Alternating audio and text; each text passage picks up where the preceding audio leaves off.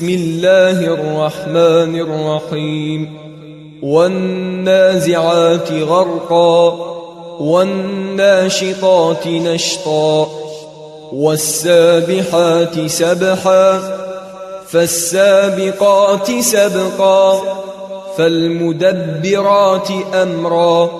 يوم ترجف الراجفة تتبعها الرادفة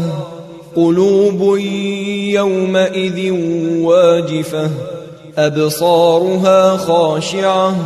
يقولون أئنا لمردودون في الحافرة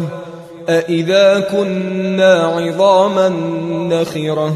قالوا تلك إذا كرة خاسرة فإنما هي زجرة واحدة فإذا هم بالساهرة هل أتاك حديث موسى إذ ناداه ربه بالوادي المقدس طوى اذهب إلى فرعون إنه طغى فقل هل لك إلى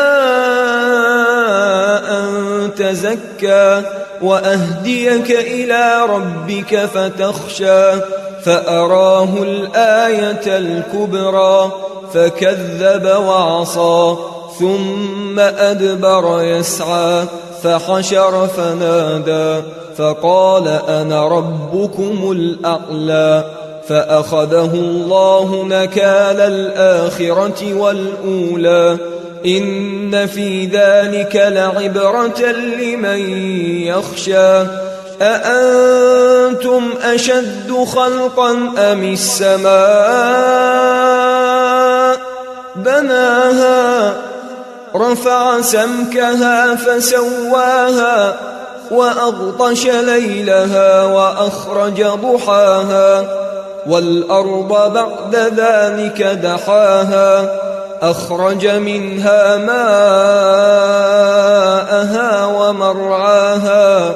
والجبال أرساها متاعا لكم ولأنعامكم فإذا جاءت الطامة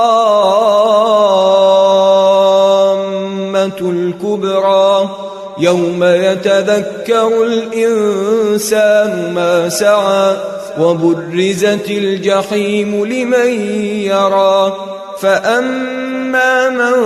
طغى وآثر الحياة الدنيا فإن الجحيم هي المأوى وأما من خاف مقام ربه ونهى النفس عن الهوى فإن الجنة هي المأوى يسألونك عن الساعة أيان مرساها فيم أنت من ذكراها إلى ربك منتهاها